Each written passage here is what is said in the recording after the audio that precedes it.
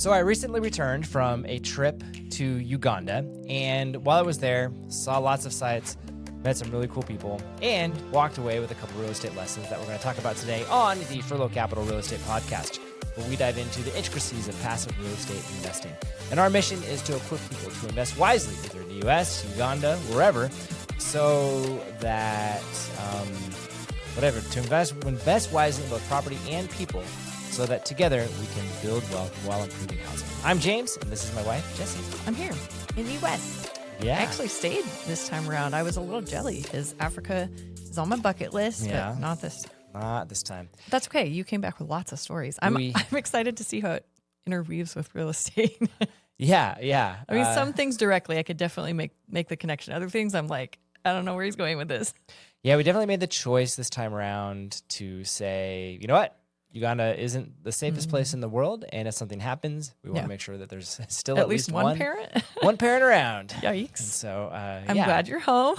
Yeah, and it was never. I never felt like I was in that much danger of losing my life. So it's all good. But I'm here, and I learned a couple things because it was just very different there, and so I wanted to share. Let's see, how many do I have? I came up with 5 things. All right, that top 5 thought were worth. Just 5 things that I thought were worth sharing. So the first one is just this idea of patience is active, not passive. Okay. So like you're actually doing something while you're waiting? Yeah, exactly. So what's interesting was that in Uganda, progress often looked very different than say the United States. So in the US, like projects move forward, usually pretty reasonably, but not. That just didn't feel that way in Africa. It never felt linear, right? It was definitely, I felt like a 2 steps forward, 1 step back type of situation. There were, we talked about some land disputes that the people we were visiting had. There's just infrastructure delays and issues. There's supply chain constraints. You know, we're like, hey, let's go to the local Home Depot and grab some lumber. Yeah, no, not a thing not exist there. It's actually really funny. The guy we were talking with, he said, yeah, he went to Home Depot and was like, hey, I'm looking for a 2x4. They're like, well, we don't have any of those. And he was like, well, what are those right there? They go, well, those are 4x2s. And then he's like, you're kidding me, right? But what's interesting is like the people who are selling it, they aren't necessarily educated in math and that kind of thing. And so it's like saying, oh yeah, no, my name isn't his name isn't James, it's Smaj, which is just James backwards. But like according to them, like, oh, those are 2 totally separate names, and not recognizing like, oh, those are math measurements. So they did have the material, they just called it something else. Correct. Yes. But again, their supply was super limited. They had like small. Maybe 2 dozen logs. Oh my word! I'm like, that was it. Such a different scale compared to the U.S. Totally. So there goes some supply constraints. Interesting. There's just cultural friction and other things. But yet they still kept moving, kept going on. And I think that's the thing is like, it's like the trick is in that patience, you continue to move forward, right? It's waking up again. It's making another call. It's meeting again with somebody. It's reworking some plan a second time. There's another situation that they shared where they had built a fence, or they got the materials to build a fence. Some raiders came along, stole all the materials, and so they had to reorder, spend all the money all over again on the fencing material, and then they got a guard to watch over everything so that they could rebuild the fence. And so just things like that. But it was like, that's what they did, right? They're like, it's stolen. Okay, we'll get it again. Do you think that like the active waiting is less of you know where you're headed and you're just taking small steps to get there, and it's more of constant shifting and adjusting and like, yes, we have to be patient because we're waiting on some things, but other times it's like, well, if we just sit here, like nothing's going to happen, so we have to shift. And I think so. And again, it's not necessarily that you're not sitting around waiting. It's just that that patience of a project's just not just going to get done and go linearly and go fast and move. Like it's just a lot slower. It's just slower progress. And it's recognizing it's 2 steps forward, 1 step back. That's just the way it's going to be. You don't necessarily always know what it is, but you know it's going to be something. Yeah. And so I think in real estate, especially with some high net worth individuals or investors, patience can become code for becoming disengaged. Or like, oh, I'm diversified, or I just hired good operators, or I'll check the quarter report. That's it. But I think it isn't creating that type of distance. It's really just that disciplined engagement without panic, I think. So again, it's holding on during a refinance delay without panicking. It's supporting a sponsor through, through their operations and, if they're having any issues with it, and just allowing the value add to mature instead of just chasing the next shiny internal rate of return, something like that. So so the final thought that I learned from it was really like active patience in some ways is strategic endurance. It's just kind of, you just kind of keep moving forward, even in the setbacks. It's okay. Yeah, so that was my first thing. The other big one is that, legal structure, turns out, is actually an asset that we take for granted. So in Uganda, there's, again, these friends that I had, they bought a piece of land from a seller, and then the seller's son was like, whoa, no. It doesn't count, essentially. You're like, it kind of does. So wild. But they don't have the same title boundaries and all that kind of legal types of stuff like that. Yeah. And so people will and he's not the only one, but other people will try to plow the land and be like, oh, see, it was ours because we plowed it. I worked so on it must be ours. Oh, my word. I kid you not. There was one time they heard rumors that someone was going to come plow the land. And so they plowed all through the night. So they go, nope, it's already plowed. Clearly it's ours. My word. That's so random. It's just that it was kind of nice because it wasn't hot out. It's kind of like you described it as this Wild West, kind of like, I'm going to ride my horse over here and put a flag in the ground and this is now mine. Yeah. Like, what? Oh, that's wild. It's crazy. And they've had other pieces of the land where it's like people just put up a fence in the middle of the night and go, it's ours now. Can't get in. Yeah. We fenced it off. Oh, so obviously. It's totally a thing. And so again, I Do just they think have any kind of structure of recording who owns what? Yeah, kind of. But you're talking about a government that, if you're willing to pay the official a lot of money, the official goes, no, it's actually this person's over here now. Interesting. And so that kind of stuff happens. Doesn't stay supported or upheld. Very Wild West. I do know a guy, he bought, how much was it? It was like an acre or two of land for $600. So that was pretty sweet. But again, who knows if he'll. And so for him, it was like the it. race. Like, how fast can you fortify this place so that it's yours? Wow. Yeah, pretty nuts. So when you're investing in the U.S., dude, you don't even think about it, right? You're not just investing in the building. You're investing in predictable contract law, in title insurance systems, court enforceable leases, foreclosure clarity, and zoning frameworks. Yeah. And it turns out these are all invisible assets that we just take for granted. That is a really good perspective because sometimes I think we get frustrated, with legal proceedings or if there is kind of a dispute, but it's like, no, this is so much more straightforward than other countries and how it could be. So, yeah. And that's not to say that U.S. markets are risk-free. Sure. It just means that, structural clarity, it's part of that return, whether you realize it or not, which I think I would put myself in I hadn't really thought about it. Yeah. What's the way I think about it? The issues that we have are in that last 5%. Yeah. Which is a big deal. Yeah. But I just think it's good to keep that perspective. I'm all right. At least we have these things to fall back on. And since we do have them, you should totally use them. Don't try to do the Wild West thing. And know them. Play by the rules. Sure. That was one of our end of the year conversation, beginning of the new year, where I was talking about, got to get things written down more, less handshake deals, even though I do love doing them. Because it's just in the U.S., we play by those types of rules. Yeah. So it's just a good reminder of that. Here's another really interesting one. I made an observation and then I tried to shoehorn it into a real estate thing. So there were places that we walked around where just clearly, by Western standards, deeply impoverished. We're talking dirt roads everywhere, no grass or green at all, just dirt, dusty dirt everywhere. Shacks of a house where it's just like all kind of cobbled together type of stuff. Yeah.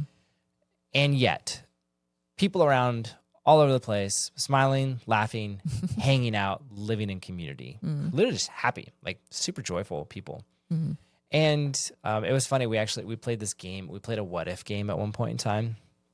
And it was kind of a weird, like the original version of it was weird, but ultimately I morphed it into, would you rather? I was like, would you rather be someone like that, living in poverty, but clearly like enjoying life, versus someone who is like, they're working a good job, but they don't necessarily have any friends. They're just isolated. They're doing the online thing. They're at home. Yeah. You know, and it was kind of like, man, this isn't as straightforward of an answer as I think it would be. And so I think there's something about, as investors, eating together, walking together, laughing together, as opposed to in a lot of America, like we have beautiful homes, we've got high-speed internet, we've got some streaming subscriptions, Sure. but we also have a lot more isolation here. And I think with investing, I'd like to make the argument that we should strive for ways to invest or just be in community. It's not just about the investment. How much money can I make? But how do I, again, which is part of our thing, right? How do we improve housing together? Yeah. And I'm glad that that's what we chose as our motto, rallying cry, whatever. Sure. I'm like, yeah, no, I think it's Mantra. important to do it. And and I think if you've got a really strong balance sheet but no trust circle, or you don't just you don't talk to or work with any other investors. Not to say you have to invest together, but just you want to have that Your have network, that group. your people. Yeah, and I think you get some things that actually makes you a better investor, right? Because it's going to sharpen your judgment, it's going to reduce your blind spots, and it's going to stabilize emotion during volatility. I mean, even today, I was talking with another investor who he had an opportunity that it didn't make sense for him to pursue, and he was like, "Hey, do you want to talk to him? And maybe it's a good fit for you." Yeah. Right? Like that's an awesome, huge advantage for an off-market deal that I get to look at, and we've done vice versa, where he's looked at stuff, and I've helped him be like, "Yeah, all right, here's the numbers. Here's how I would think it through." You know, that kind of thing. So I just think that relational piece, it's important. Yeah. And I think you should, if you feel isolated, do something about it. Yeah. There's clubs and other things and people like us just talk to. I think it'd be good. Yeah. It was just kind of like I said, I'm kind of shoehorning it in. Yeah. But it was just kind of an interesting, like. Yeah. It's kind of like, you don't know if the people are happy solely because they have that community, but it is a very obvious factor that if they were alone and they were living in poverty and they didn't have food and it's difficult and there were raiders, like, it just gets a lot more difficult if you're alone. Yeah. So. Yeah. That was one of the interesting things. I remember I was once doing some work with some homeless folks, and we were, helping them out, food, clothing, care kits, that kind of thing, but also just having conversations with them.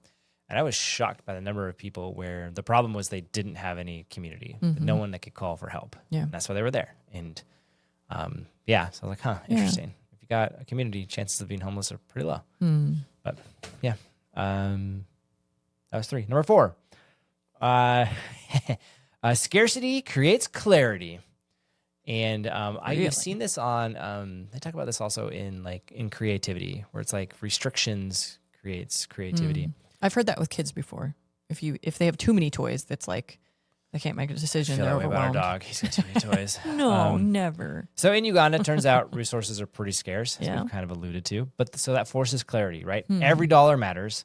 Every decision has consequences, and every delay costs something real. And I think that, contrast that to United States, where, man, you can have things where like amenities just get added for the optics of it, or debt just gets pushed to maximize projected IRR, or returns are optimized. What in the world was I trying to write here? I wrote applause. It's clearly not the right word I was going for. That doesn't. Yay! Yeah, A we'll little just say for flashy. vanity, Applause, rather applause. than durability for short term. I don't know. I don't know what I meant there. That's okay. Anyways, I just think sometimes comfort can make investors sloppy. Is my point. Yeah. And there's something to be said about like, no, capital's limited. We got to be smart about this. And we got to be intentional. We got to be wise. Because I think if you just have a lot, you're like, oh yeah, a little bit of this, a little bit of that, whatever, which is awesome. Don't get me wrong. Like it's cool that you can have that. Having abundance is nice. But I appreciated that there's a level of intensity and intentionality that comes. Yeah, you do have to be a lot more intentional like, this is if you all have limited resources. I gotta make it work. Yeah. Yeah, and we make assumptions, right? Like a liquidity, always be available. Refinancing, oh yeah, always possible. And demand will always show up. Right. And in places like Uganda, you go, oh, that is definitely not the case. And I do think we see that's not always the case in the U.S., which it's just good to remember. And so I'm kind of like, okay, how do you, seeing that, I'm trying to think of like an action item, right? It's like, can you have yourself ask better questions, right? Can you say like, does this deal survive without the perfect execution, right? Again, you're getting back into like the risk mitigation. Is the leverage necessary, or is it just ego driven because it lets you go after bigger deals? And are we underwriting durability or for marketing appeal? That's a question. Like I can ask myself that. So I just think that if you have the mindset of, okay, I got to make this count, I think that actually helps you preserve it more, do better. And then this last one, it's legacy thinking changes the game. That's what I was talking about. So again, our friends, they're building a retreat center. And the goal of this thing is for it to last generations beyond them and to train people, veterinary work, farming work, mission work, that kind of stuff. And again, it's a legacy project is really what it is. And it was pretty cool. Like, and so I think when you're building something like that, it changes the nature of your decisions, right? Because your time horizon extends. So you're not chasing like a temporary yield or return. You're trying to build for systems, not hype necessarily. And I think oftentimes, like high net worth investors, we can optimize for like just like a high RRR, which usually means your returns are better when they come in sooner, as opposed to like just the best possible outcome, period, whatever that is. Sure. Because you want it to last a while. And so I think legacy building, you'll ask a different question. You'll say, will this asset be valuable when my children are decision makers? I think is a good question. Yeah. And I know you and I we're just starting to have those types of conversations. It's kind of intentional. We had some family stuff come up, which is kind of prompted like, hey, we should actually think about this. And reevaluate what. Yeah. And so I know important. One of the things that I'm thinking about is like, okay, like we do have this portfolio. Someday, if things go well, like the kids are gonna have to deal with this. What does that look like? And how do we build it in such a way where they don't go, wow, what in the world was Dad doing?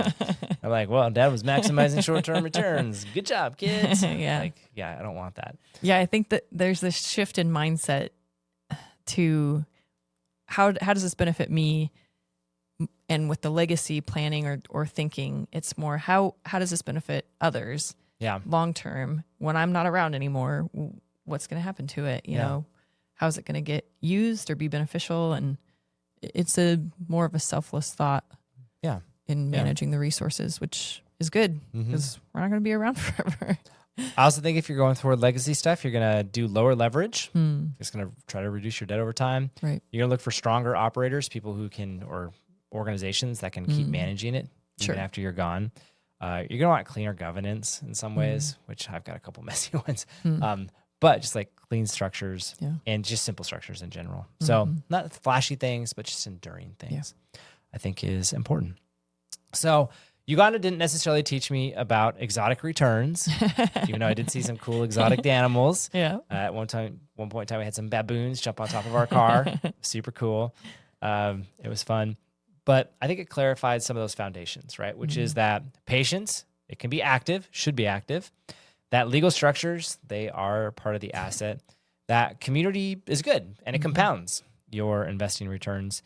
That scarcity sharpens your discipline. And I think that legacy can ultimately outperform the short-term thinking, short-term optimization. And so, and I think I think the big thing for me was like, in places with very little money, resources, I saw some pretty relational richness there. I think that just really, that struck me. And I like that. So I think one of the things that we're going to be wrestling with for a little bit here, right, is, are we building portfolios simply to maximize our wealth today? Or are we building things that are durable, that are legally sound, that are going to be community connected, and legacy oriented? So those are good driving questions.